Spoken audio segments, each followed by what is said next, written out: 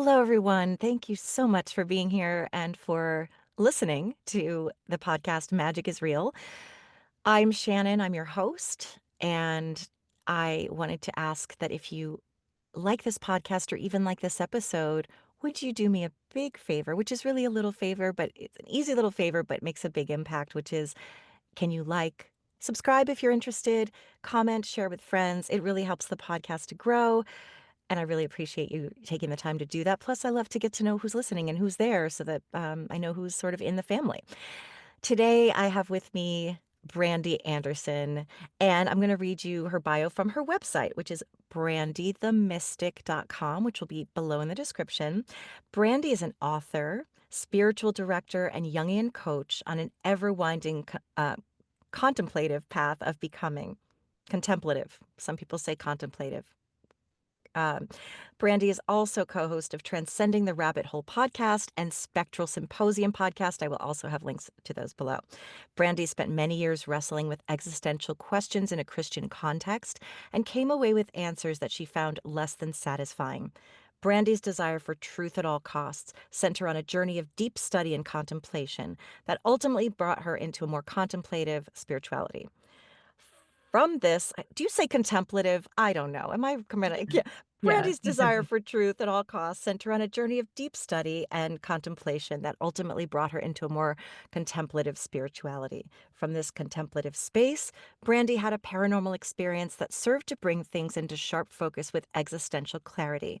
In her book, Through the Veil, A Glimpse into the Afterlife, Brandy shares insights concerning what happens when we die and how that should impact the way we live life now.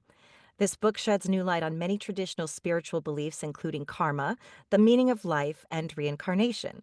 Through the Veil is available now on Amazon. Link will be below.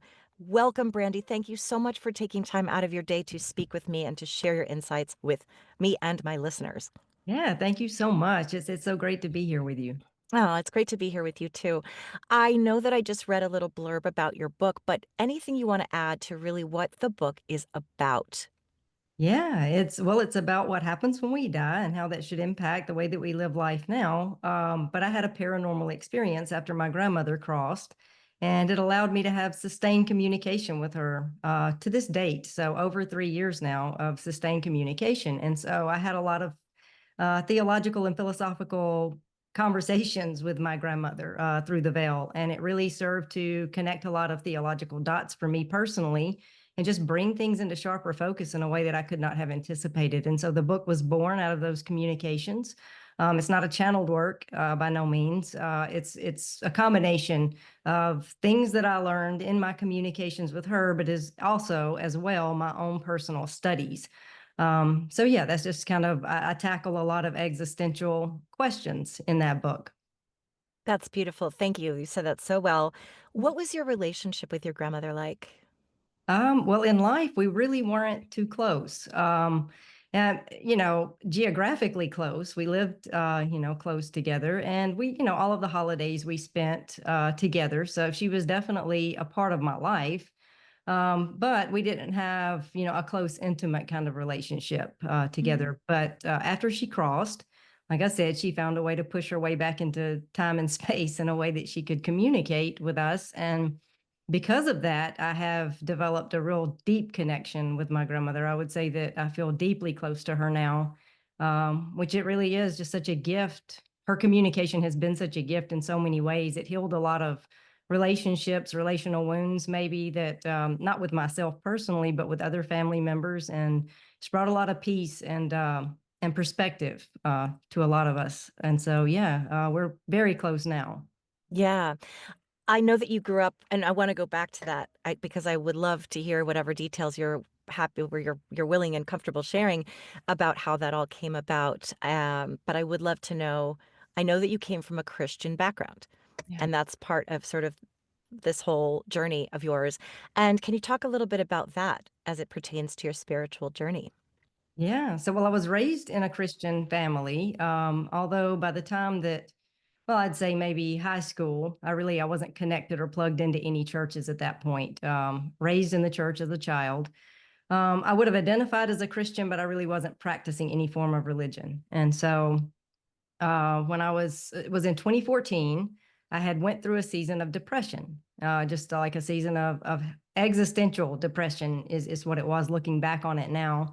And I remember it just things just kind of built up to the point where it just things were so heavy. And I cried out to God. And in that moment, and it wasn't really a pious prayer either, by the way, it was more of an if you were there kind of prayer. It was provocative to say the least. And in that swirl of chaotic emotions and just just I'm venting my frustrations out into the atmosphere, hoping something might shift. I heard a voice as loud and clear as anything I've ever heard in my life, and it just said, "Be still."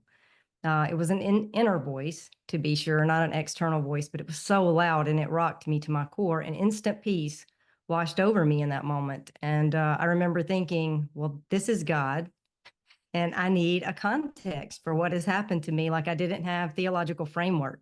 I didn't know how to, process or understand what had actually happened to me. And so that sent me on a journey of seeking. And so I began to plug into some churches because I was coming from a Christian perspective. My family was all, plugged into various Christian denominations. And so I began to try to find truth. What I was after is that peace that I had experienced in that moment.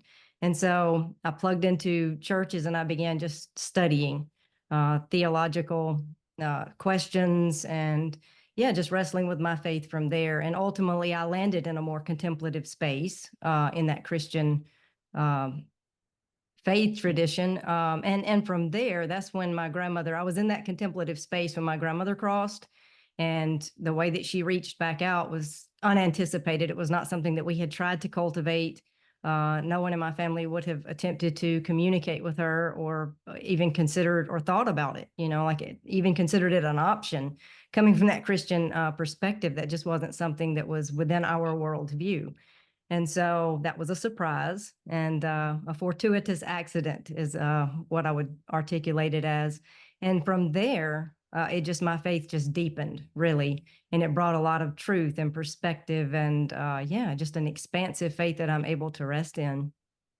That's beautiful, Brandy. Let's talk about that. So your grandmother, anything that pertains to the story in terms of her passing and when you began to hear from her and how you knew that you were connecting with your grandmother specifically. Yeah. Well, as she was nearing the end of her physical life, she was 95. So she had lived a long, healthy, full life up to that point. But as she was nearing the end, she was afraid to die. She expressed those fears. And so she was a Christian. She was plugged into a Methodist church her entire life. And so she was, all of the Sunday school, all of the things, the Sunday school, Bible school, all of that she had, but she had no real assurance, I guess, of what would happen to her up, when she actually crossed. And so as she faced her own mortality, all of those Christian beliefs really offered her no assurance of what was to come. And so in her crossing, she resisted in a way. And I know this because she has told me from through the veil from the other side in retrospect that she was resisting death in such a way that when she crossed, it created an open portal. And I probably should back up and say that as we are nearing the end of our physical lives, the veil between the spiritual and the physical becomes thin. And this is why people on their deathbeds often report to seeing loved ones who have already crossed or people who are not in the room, that kind of thing. And so at the point of actual death, that veil that is already thin opens entirely, creating what would be called a portal, and the spirit just slips from the physical into the spiritual, and it's usually an instantaneous phenomenon. But in my grandmother's instance, she was resisting, like I said, and that resistance caused her portal to remain open. And because she has this open portal, it allows her to be able to manipulate the physical realm in ways that she would not be able to without a portal. So after about a month and a half after she had crossed, the first communication attempt was through the Roku television, smart TV, and the family members who live in that house. I don't live there, but my family does, and they were in the living room where that television is located, and they were just having a conversation, and the TV popped on by itself, navigated to the search, and the word "hello" appeared in the search bar. And my family ran out of the house shrieking in terror. They were horrified. And they called me.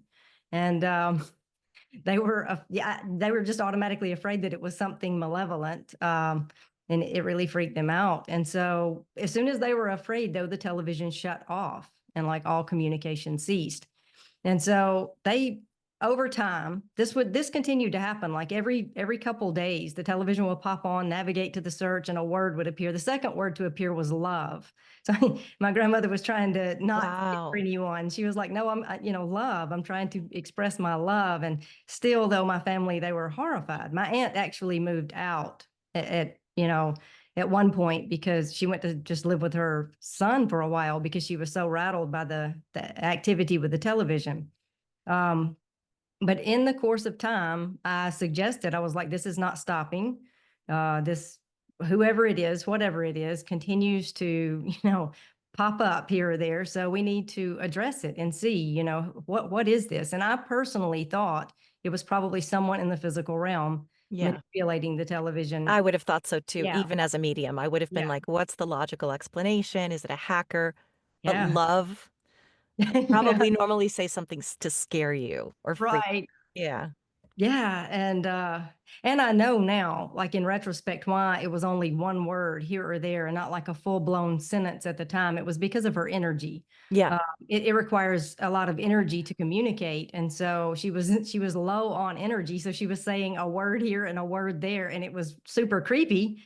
And she wasn't able to express fully what if she could have typed a whole sentence or a paragraph, such as she can at times now, it might have alleviated some of that fright. Maybe it would have. I'm not sure. But anyway, in the course of time, I did go there and I was like, let's just engage with whoever this is and try to get to the bottom of it. And, because it's not stopping on its own. And so we need to figure this out. And we had already determined that like Alexa was not hooked to the television and the cameras showed no activity. So we couldn't, like find a source of the activity in the physical realm just based on what we had looked at. But that didn't mean that somebody wasn't still hacking into it, which is what I thought was happening. And so as we sat down to engage, it quickly became apparent to me that it could not be anyone in the physical realm at all, because whoever it was could read our thoughts in real time. And they knew deeply personal things that we had never shared with another soul. In one instance, she actually said, this is an example of the depths to which she's able to see and know from her vantage point through the veil. We were just sitting there. This was after we had already determined that it was my grandmother, and we were communicating with her regularly. But she said, "Don't answer. Do not answer." And we were like, "Do not answer who?" And then, like in a few seconds, the phone rang. And she knew who was on the other end, and she was saying, "Don't answer that call." She was telling someone in the room, "Don't answer that call." So I mean, things like that. But she, like I said, she knew our thoughts in real time, and that is really what rocked me to my core. And I finally said, I was like, "Are you reading our thoughts?" Because I knew what I was thinking, and I knew what was being written, typed on the television. And she said yes. And so I started to really test it. And I would, like I would think something and boom, she would issue the response and it would be dead on with what I was thinking. And so um, that did convince me that it was not a hacker, that it was definitely something spiritual. But I still had my reservations. I was like, is this Granny or is it something malevolent? And that was really the issue for my entire family. They were afraid that it could be something malevolent.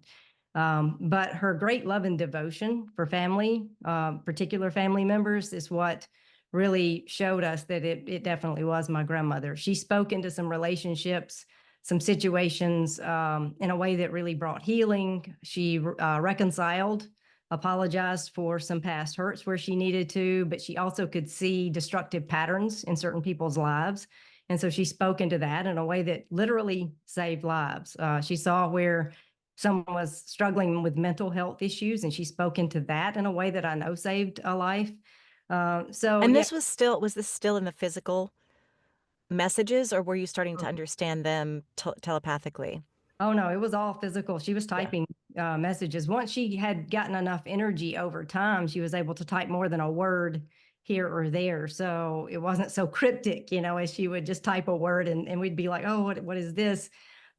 She got enough energy that she was able to type full on sentences and use other electronic devices. She's able to print on printers And we have invested in some thermal heat printers, which are like little receipt paper type printers. Mhm. And they're not hooked to any Wi-Fi or anything like that. We just turn the power on and she's able to print on those. But she still often uses the television. That seems to be her favorite way to communicate. That's really cool. Yeah. I just did she play Scrabble?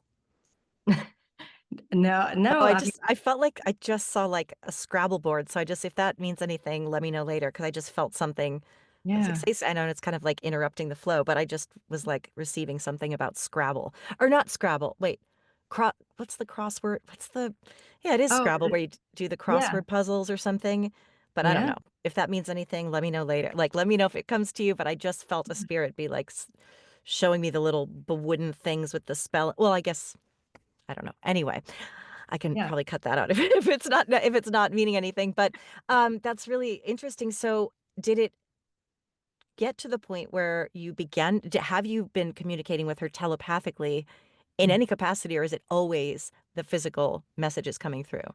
It's always the physical messages. I'm not a medium. Mhm. And while I might be able to cultivate that if I really pressed into it, I've never tried. And with her, because of that portal, there really is it's not necessary. She's able to, type whatever she wants us to know explicit. Yeah. And does it happen outside? Because, I mean, as a medium, I know spirit comes with you, so it's not always some people think like, "Oh, my house is haunted," when really it's not, it's just a spirit is sort of wanting to With communicate with you, so you can move houses and that spirit's not gonna some houses are have spirits in them, mine does, it's a very old house, but then, also, spirit can communicate with you anywhere, so have you found examples of her communicating in other places, like outside of the home? Yeah, I mean, well, as far as typing messages, she only does that in that home. And like I said, it's because that portal is there and it allows Right. for the ease of being able to do so. At my house, where there is no portal, it would be too difficult. It would require a lot more energy to type words on electronic devices. So that has never happened. But Mhm. yeah, she's definitely with me all of the time, because in spirit, they can be in multiple places at once. They're not confined to specific, locations within time and space as we are in these physical bodies. And so, one example would be that it was the anniversary of the day that my dog had crossed, a dog that was like a soulmate dog for me, really close. And so I was really sad that day, but I hadn't communicated that to anyone. I was at home alone, I think I was washing dishes, and my aunt called, who lives in the house where my grandmother's portal is located. And she said, "Yeah, Granny wanted me to call you." And so she said she was watching Downton Abbey. Granny interrupted her television and was like, "Call Brandy." And so I'm like, "Oh, okay. Well, what does Granny need?" And Granny communicated. I mean, she read what my grandmother was typing on the television to tell me that my dog, Luke, is with me. He loves me. He's sending his love. That's what she said, sending his love, and that she loves me. She sent her love also. She could see that I was sad. She felt it. She was with me. And simultaneously, she knew what I was doing at home. So she was like with me in my kitchen, aware of what I was doing, what I was feeling, what I was thinking, but also simultaneously with my aunt typing messages, aware of what my aunt was doing and thinking and feeling. So she is, not confined to a specific location. And so I know that she sends me signs. I'm not a medium, so I'm not picking up on telepathic communication from her, but red birds is her thing. So there have been, not every red bird that I see is, Yeah. her sending it, but there are, it's when it's at a certain time, like a key moment, like when you see it, just when you're feeling a certain kind of way, yeah, that it takes on a special meaning. And so there have been times I know that she was sending me a red bird to let me know that she was with me in particular situations. And then later I'm able to confirm. I'd be like, "Granny, did you send me that red bird this morning as I was thinking about this or struggling with that?" And she will validate, "Yes, I did that because she could feel what I was feeling and knew that I needed, some sort of synchronicity to help me along." I just literally yesterday explained to a new friend about signs and how you know it's from them. And I literally said, if you see a red bird, so maybe this was another one. I said, if you see a red bird like a cardinal, then I said, "Sometimes it's just a cardinal. Mhm. Sometimes it's just a bird living its life. The way you know it's from your loved one is because you just know. Either the bird's doing something unusual and you're like, why is it like staring at me through the window? Or why does it keep coming towards me? Or it's the time, it's the moment, it's the feeling, and you look and it's sitting there and you just and you think of them and you know it's them. And that's how you know. That's I'm like, there's no other explanation. How do I know? You just know. So I love that. And I love that I said a red bird also yesterday, because that might be maybe your grandmother coming in Well, yeah. twice. Yeah. Even Yeah, stronger. I know, one morning something was going on and I had some worry, some anxiety, and I'm leaving my house. And right before I live, it's like a little dirt road, dirt drive before I hit the highway. And I'm on this little dirt drive, and all at once, like a flock of cardinals just flew up from behind like a little shrubbery bush, and they just flew, out through the open field. And I was like, wow. And I was worrying. I had worry and anxiety. And so I was like, oh, and I immediately thought of Granny, and I felt like, some peace and comfort in that, because I was like, well, I know she's with me. It was like a reminder that she was with me. And then my next thought was, oh, maybe it was just a flock of birds, though. Maybe I'm just reading too much into it. And I turned and hit the highway. And as I'm having that thought that maybe I'm just, thinking too much into that. Maybe it really wasn't Granny. I hit the highway and a red bird went straight in front of my windshield, so close, like it just almost touched my windshield. And it was the brightest red. And I was like, I know for sure that Mhm. was Granny. So she was just validating, yes, it was me. Don't question that. Yeah, definitely. I was it really this experience that I know you had a curiosity about different spiritual beliefs and I'm assuming religions and spirituality before because you were seeking. You were actually actively researching and learning and wanting to absorb information.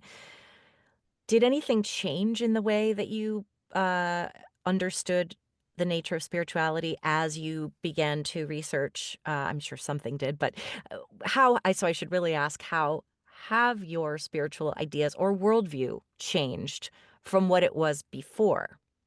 Yeah, that's a good question. Well, coming from a Christian perspective, reincarnation was not a part of my worldview.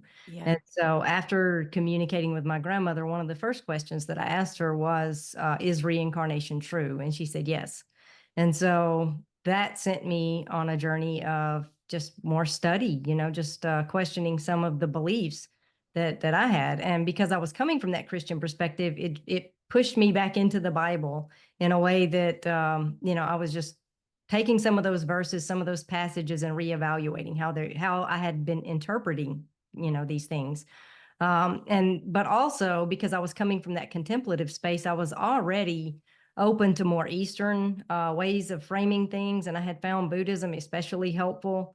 In my own journey, I'm not a Buddhist, and I never converted to Buddhism, which is a philosophy, not a religion anyway. But I just found it a lot more lucid in the way that it explains existential reality.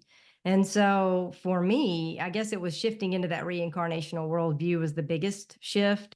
But all of my beliefs from the moment that I had the awakening and plugged into churches and started trying to make sense of what had happened to me all the way until the current present day, even before my grandmother crossed, it's all just been like an evolution, a journey of becoming. And all of my beliefs have shifted and expanded. And what it has done is not, we talk about deconstruction, and often it's framed in negative terms, but it's really not a destruction of beliefs. It's coming into a deeper way of resting in faith. It's more experiential and less conceptual, I guess you could say. Yeah. And when you talk about becoming, what does that mean to you?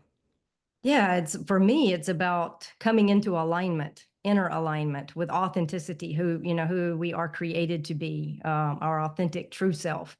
Because we start out in our journey and we get lost in a way that we build this false self persona, that the way that we posture in the world. And so really becoming is just, you know, breaking down the barriers that keep us from our true self, which is love. Really, our true identity is love. So yeah, it's about becoming authentic to that true self. Mm, yeah. And is that just a matter of awareness? Is it a matter of seeking meditation? I know that there's so many ways. Or is it just a natural evolution of understanding and starting to see through the lens of yourself as a spiritual being?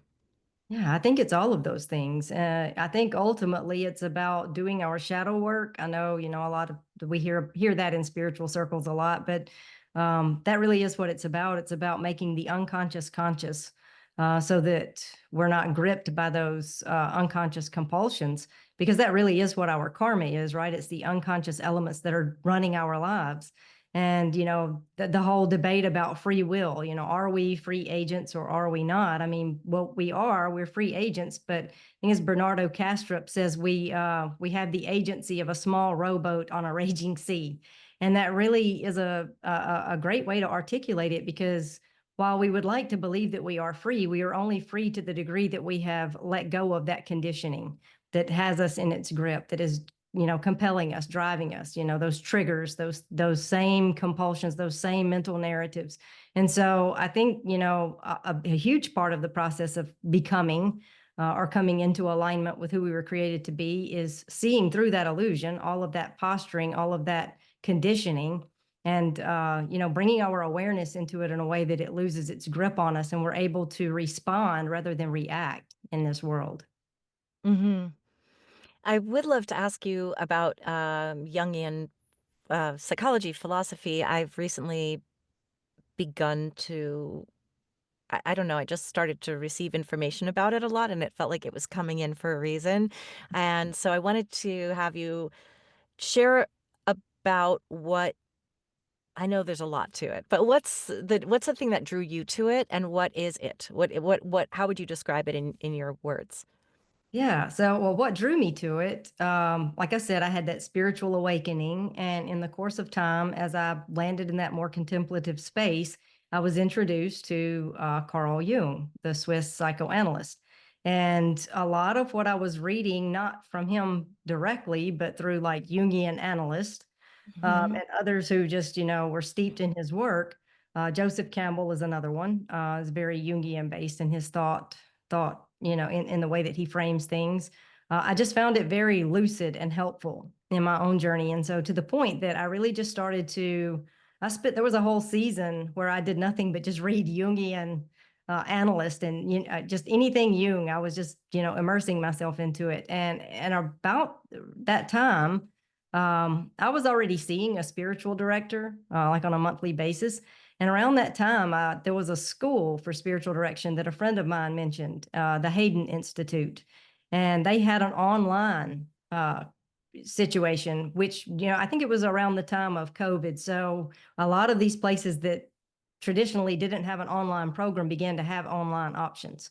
And so that appealed to me, and I pressed into that. And it's very, so I went to school for the for the spiritual direction, and it was based in Jungian work. And so, I did that. And then I also, right after that, I plugged into another program for Jungian coaching.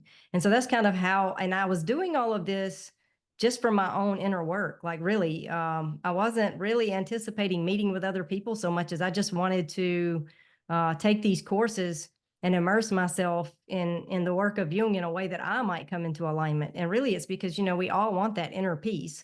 We want to feel that we are pressing into our purpose, that we're living with intention, and without that inner angst, which really we all have, below the surface, this sense of existential angst. And it's because of we're out of alignment with who we were created to be. And so for me, it was about just getting back to that peace that I had felt in my awakening.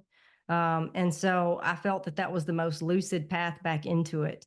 Really, like you can sit in these churches and they'll talk about, dying to yourself and finding, ultimate peace, or a peace that surpasses understanding, and all of this fancy language around it. But, precious little tangible steps or ways to actually cultivate that. And so for me, it was a very lucid way of pressing into that inner peace that I had experienced in my awakening. Mhm. And are you coaching now, or are you going, or yeah, that you're doing that as a one of the services that you offer is the word I was looking for. And can you tell me how it is that you support your clients and what do they come to you? What types of things do they come to you for? And how does this psychology or how does this modality work to support people? Yeah. Most of the people who come to me feel stuck in some capacity. And it's usually a lot of people, the question really at heart is I want to know my purpose. What am I here for? People feel that they're not really pressing into what they were designed for, what they're here for. And really, I think it was Joseph Campbell that said people say they want to know the meaning of life, but what they really want is to feel the rapture of being alive. And that really is the truth. That at heart, that's what we all want. We want to feel that we are becoming who we were put here to be, and that we're not just in this hamster wheel, just running through the motions. And so, people who come to me, they have that sense that there's more, and they would like to tap into it. Um, and really, what I do, I just hold space for people to have their own inner awakening, because every answer that they need is within them already.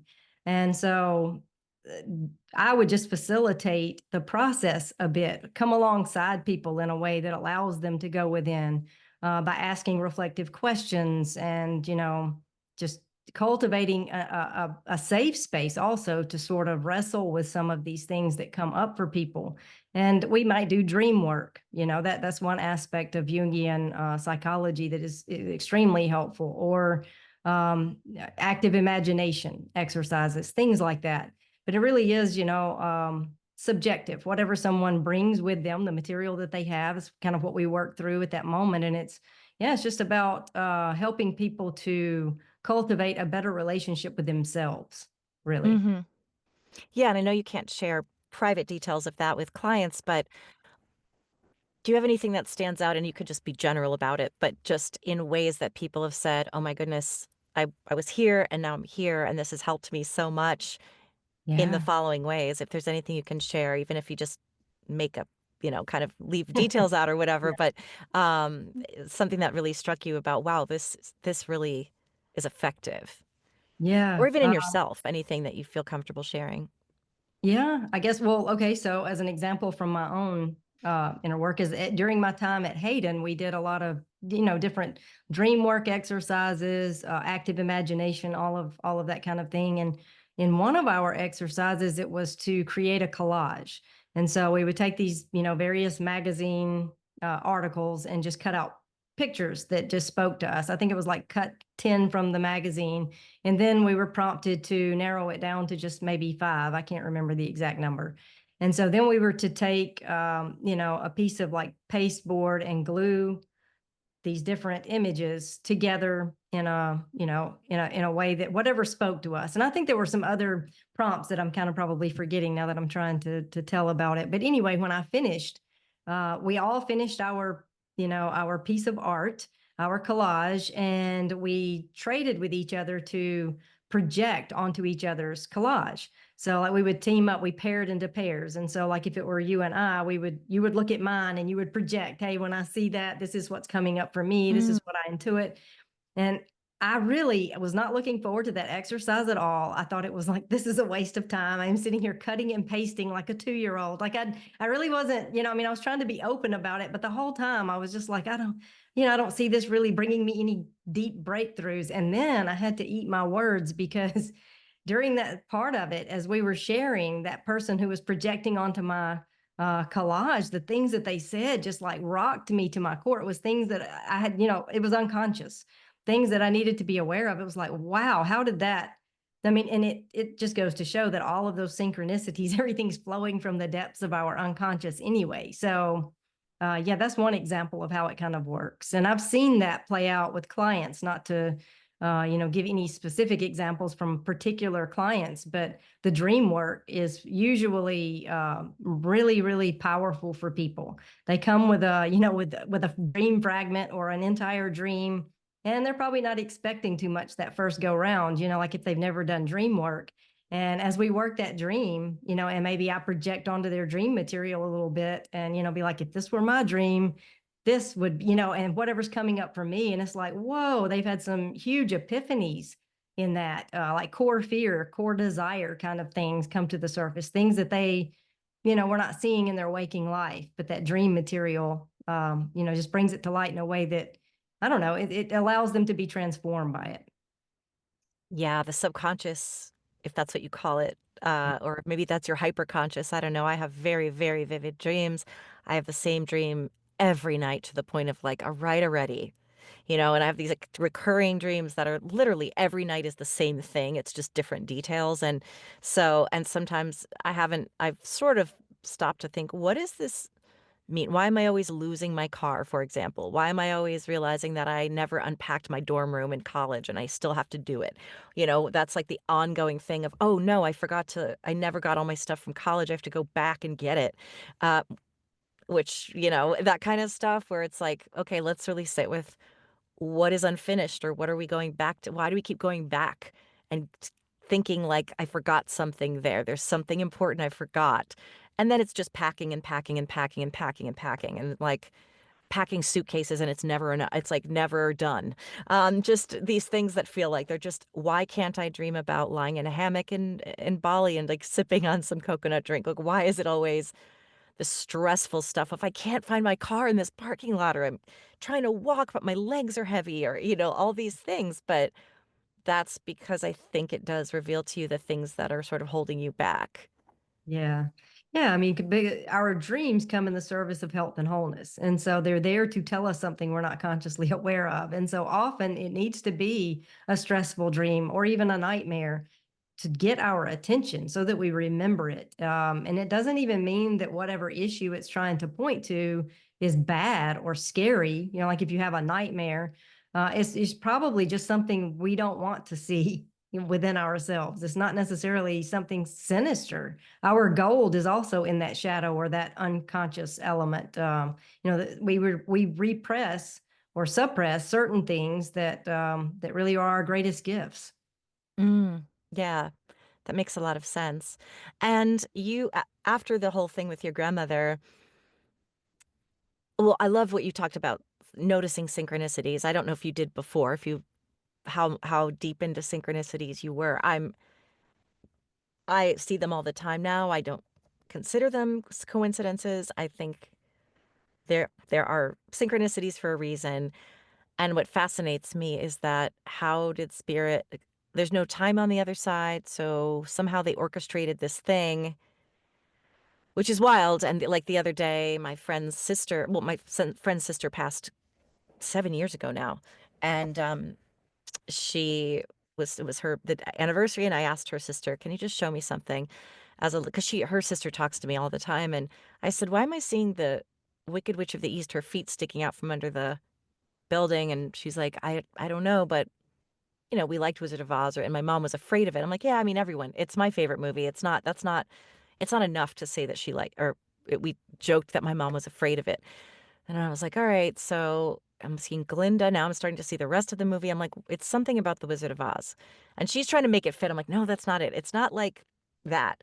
Anyway, literally the next day she went on a plane and she sat in the wrong seat on the plane. And this woman came over and said, oh, those are our seats. And she said, oh, I'm sorry. The woman said, never mind, just stay in the seat. It's fine. Right as the plane took off, the person in front of her was watching The Wizard of Oz. And she goes, who watches The Wizard of Oz on a plane? I'm like, it's my favorite movie. I've never watched it on a plane. And I said, this might go further at some point, but I think she was just saying, look out for Wizard of Oz. That'll be me, like giving you a message. And it's because she could orchestrate the timing and the right flight, and that because it's all orchestrated ahead of time. But it feels like to us, but how did I was just getting on the plane today. How did they know?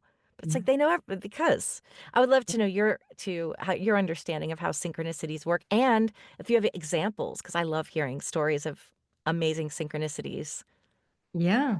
Yeah. Before my grandmother crossed, numbers, well, it was specifically for me, it's trip threes. After my awakening, um, I did not even know what synchronicity was Mm. initially. I had this awakening. I plugged into some churches. I'm trying to make sense of what happened to me.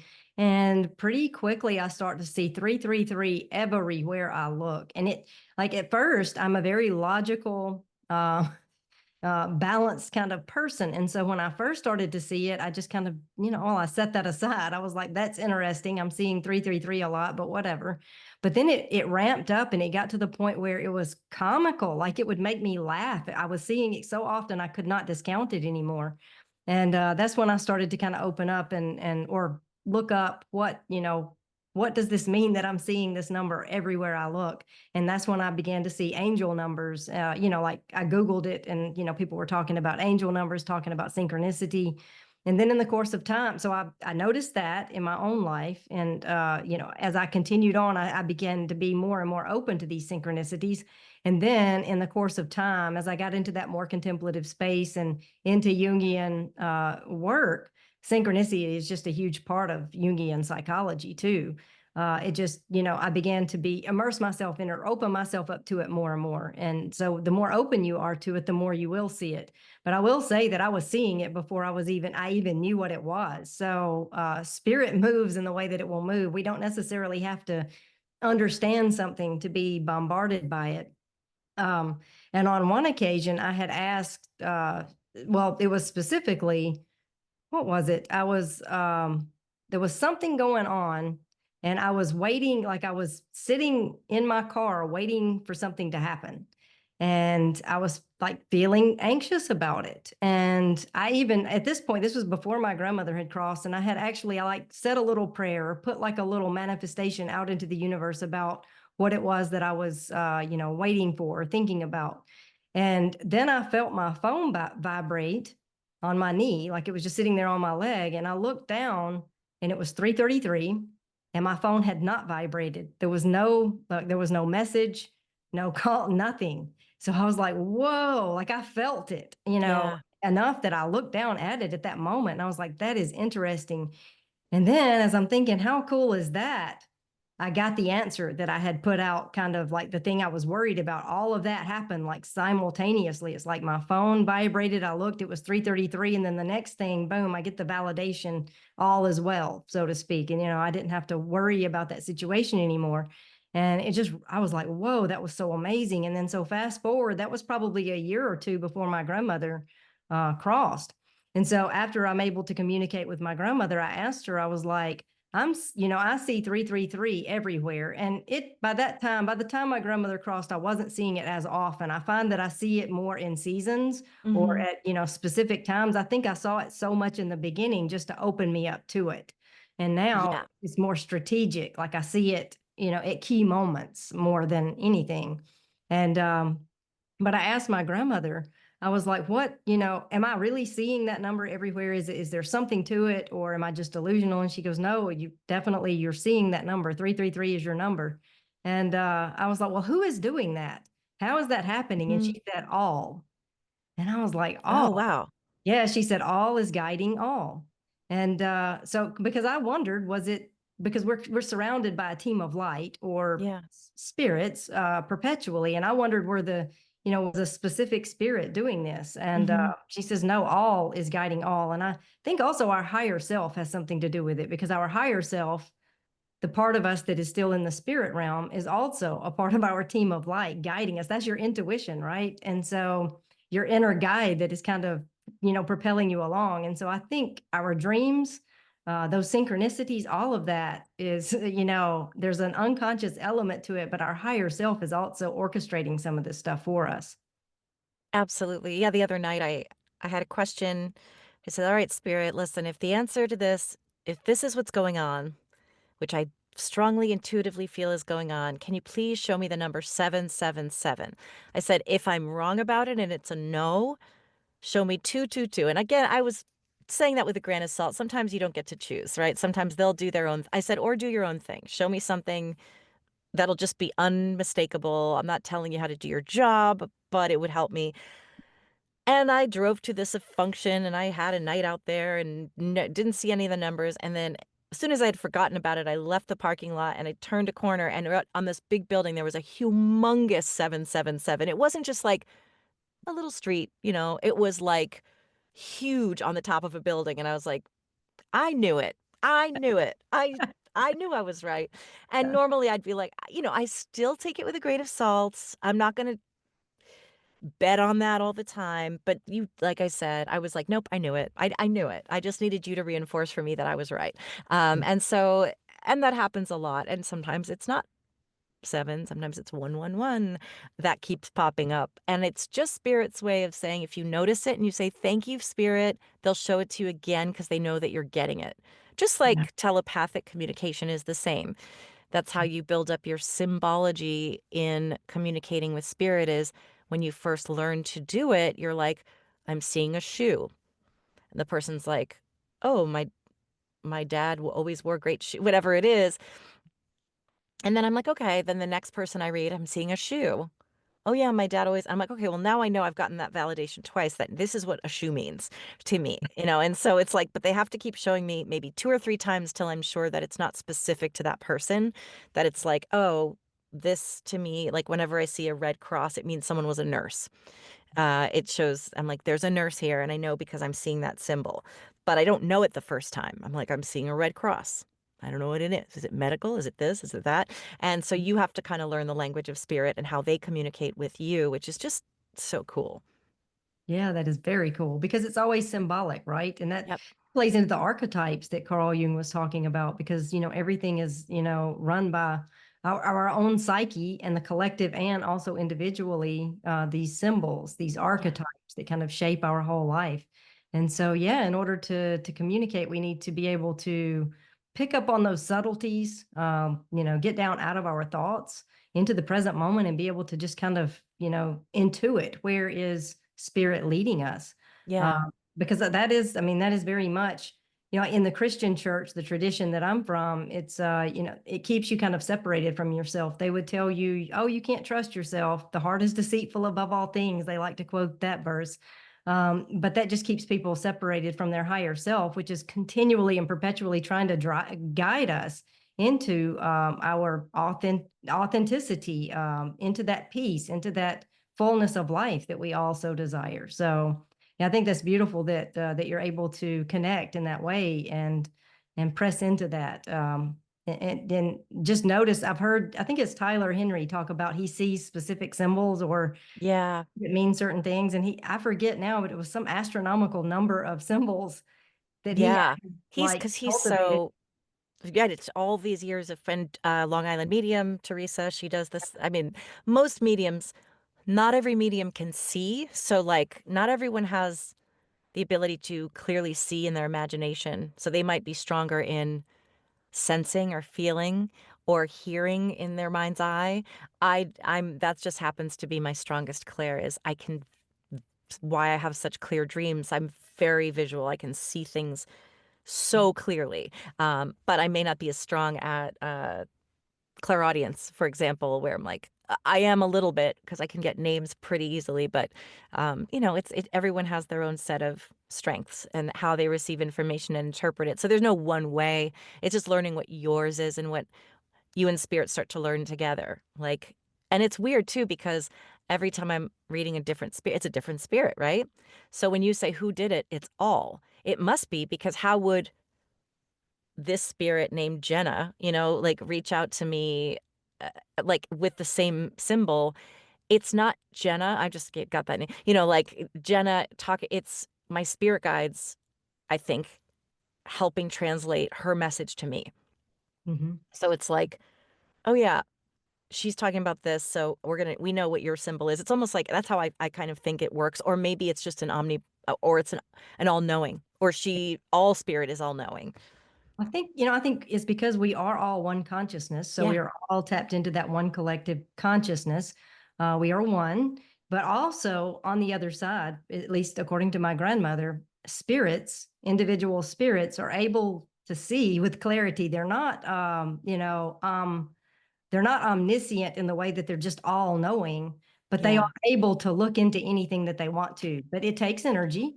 And so yep, they may not waste their energy looking into everything, all of the right, time. But if it's something that they're interested in knowing, they can know it about the person. They see into the depths of our hearts, they know our desires, our fears, I mean, with clarity. And so if they want to communicate through you, then it's nothing for them to be able to look and see what is your how do they need to communicate so that you will understand it? What words or Yeah. symbols do they need to use so that you can, you know, convey what it is they're trying to convey through you? So I think maybe perhaps that's it. I mean, perhaps it's your spirit guide, but that almost Yeah. seems, in my experience with my grandmother anyway, at her portal, whoever is communicating with us, and I have communicated with my other loved ones at her portal. It's not that that a guide is typing the words for all of them, or that my grandmother is conveying messages for all of them. They convey their own messages through, individually through the portal as they want to. The only time she would convey for someone would be animals. My dog, Yeah. she's conveyed for him. She says he can't type the messages the way that a human spirit could, but he conveys his feelings and his thoughts, and his essence is there. And so she has communicated things from him to me. That's so sweet. I Yeah. love when animals connect. They Yeah. did give me that too. They're just more childlike. They can communicate, but it's just more childlike to me. That's their energy. It's Yeah. just such I mean, I think all souls are inherently pure. And you're right. I actually have always just I never really thought about it till now. How do they all know which symbols I use? But I know the answers always. They just know. I mean, they just I don't know. They just know. I'm like, maybe it's my spirit guides in like kind of being a conduit, but maybe it's literally they just have an understanding inherently. Just like they kind of know everything. Like there's like they kind of not like you said, don't know everything, but have the ability to Yes. tap into what they need to know. And that doesn't mean that they're watching you on the toilet or doing anything or showering or doing anything intimate. It's just, or if they do, they're not judging it. It's more of Oh, they're connecting with your soul. They're not judging your actions. yeah. And unless it's something that's like hurting you and they want to say, hey, please love yourself more and please don't do that. So I love talking about this stuff and I could for like hours and hours. But in the interest of time, I just want to say thank you so much for taking the time today. And again, I'm going to have links to your book. I'm going to have links to your website so people can contact you if they want to work with you. Is there anything else that you'd like to share in terms of what you have coming up, projects you're working on, or anything of that nature? I am the co-host of Spectral Symposium podcast and the co-host of Transcending the Rabbit Hole podcast. And we have a lot of things kind of percolating around those. So yeah, if anybody's interested, they can come follow along. And we're going to have some lives and some courses and things like that on the Transcending the Rabbit Hole coming up. And some of that will be shadow work type stuff. So like the Jungian stuff, if anyone is interested. But that'll also be on my website when it becomes available. So yeah, just connect with me at brandythemystic.com. Fantastic. Thank you so much, Brandy Anderson, for being here with me today on Magic is Real. It's such a pleasure connecting with you. Thank you, Shannon. It's been a pleasure to be here. I really appreciate you having me on your show. Such a pleasure. Thank you.